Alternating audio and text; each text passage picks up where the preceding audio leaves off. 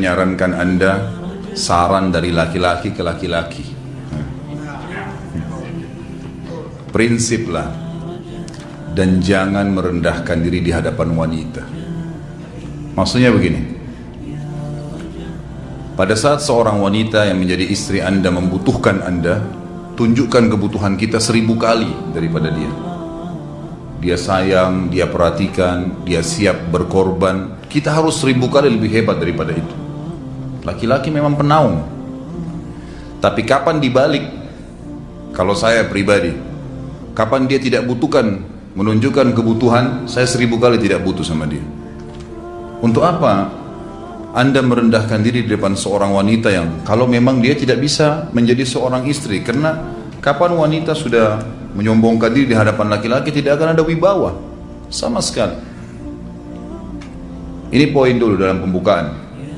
Dan selalu saya sarankan siapapun ikhwah yang minta saran saya dalam masalah rumah tangga, yang paling pertama ini saya ucapkan, saya bukan menyuruh Anda menjadi keras, bukan.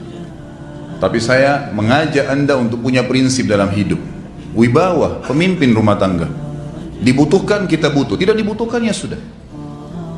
Masih banyak gantinya. Dia mau ganti laki-laki lain, silahkan, ahlan wa sahlan, silahkan. Allah akan gantikan penggantinya yang lebih baik. Dan itu harus bisa kita punya prinsip. Memang begitu. Kalau ini kita terapkan dalam kehidupan kita, kita akan sangat mudah hidup. Terkadang subhanallah ada pengorbanan berat. Berpisah dengan meninggal, berpisah karena masalah dosa yang dilakukan oleh pasangan kita. Jelas haram. Kalau ada seorang istri hanya karena masalah suaminya kekurangan ekonomi mau berhubungan sama laki-laki lain, wanita apa ini? Cinta itu pengorbanan, kasih sayang. Bukan hanya pada saat mampu kemudian disayang, pada saat tidak mampu kemudian ditinggal. Subhanallah. Hati-hati, hukum Allah subhanahu wa ta'ala berlaku. Akhwat yang jadi istri, ikhwah yang jadi suami, harus tahu pasangan kita itu punya Tuhan sebagaimana kita punya Tuhan yang sama. Dan Allah itu maha adil. Memang dalam kehidupan kita ada naik turunnya. Dan makna cinta adalah pengorbanan. Itu sebenarnya. Kalau hanya kita kantongnya lagi penuh kemudian disuka sama istri, pada saat lagi tipis, lagi masalah kemudian dia mau berhubungan sama laki-laki lain, na'udzubillah min dzalik. Wanita apa ini? Kalau saya tidak naungin. Kalau saya nggak naungin. Kamu mau sama dia silahkan. Ahlan sahlan, silahkan jalan. Kalau saya, istri saya sangat tahu prinsip saya. Kalau kamu merasa ada laki-laki lain yang kamu anggap baik, atau kamu mau ingin memasukkan pendapat keluargamu dalam rumah tangga saya sehingga kedudukan saya sebagai suami tidak didengar lagi, silakan pilih keluarga kamu. Tidak ada masalah. Jadi jangan jadikan sebagai beban. Oh, nanti kalau pisah saya hidupnya bagaimana? Saya melarat. Ini kenapa ini? Saya mati kalau nggak sama dia, ya mati bener nanti. Gila kalau nggak nikah sama dia, gila kalau siapa ini? Ini kenapa ini? Keluar dari bingkai hidup itu. Seorang muslim itu hidupnya mulia. Dia dihormatin, dia menghormatin. Dia dihina, tinggalkan.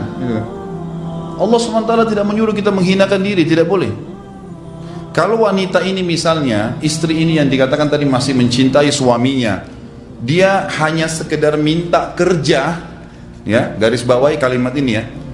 Dia hanya sekedar minta kerja untuk membantu nafkah rumah tangga, ahlan wa sahlan, jempol. Nggak masalah. Bagus itu.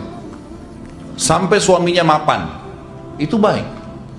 Tapi dalam kondisi masih status istri punya hubungan sama laki-laki lain, na'udzubillah min dzalik. Mana ghirah? Mana kecemburuan positif yang telah Allah pelihara dalam diri kita? Nggak boleh. Pada saat seorang sahabat pulang ke rumahnya mendapatkan istrinya selingkuh dengan laki-laki lain, tidak disebutkan apakah berhubungan biologis atau tidak, tapi yang jelas sahabat ini sampai kaget masuk ke rumahnya temukan ada laki-laki lain. Dia bingung mau lakukan apa. Dia pergi ke Nabi SAW lalu berkata, ya Rasulullah, saya pulang rumah istri saya lagi sama laki-laki lain. Maksudnya dia pandu saya harus buat apa nih? Apa yang terjadi?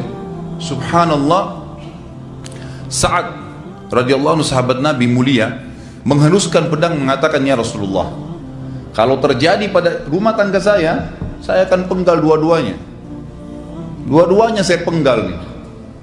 Tapi di sini ulama bilang saat ingin menghukum kalau terjadi pada keluarganya dengan penggal ini, Bukan maksudnya dia menghukum secara individu, maksudnya saya ingin terapkan hukumnya Allah, dirajam, dibunuh karena mereka sudah menikah dan berzina. Hukum Allah terapkan, kemuliaan agama harus ada. Harus begitu.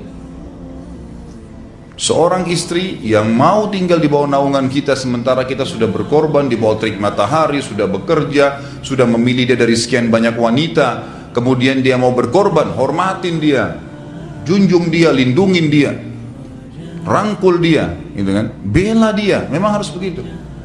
Tapi kalau masih dalam naungan, kemudian sedikit himpit masalah ekonomi lalu berhubungan sama laki-laki lain, naudzubillah, jangan dipertahankan. Berbahaya sekali, gitu kan? Jangan Anda menjadi laki-laki lemah gitu.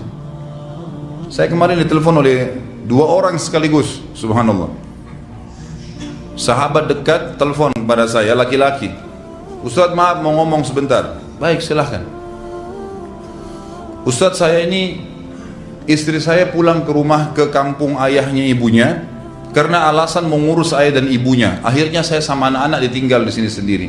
Setiap kali saya panggil pulang, dia bilang, sudahlah saya nggak mau pulang. Kalau mau nikah lagi silahkan.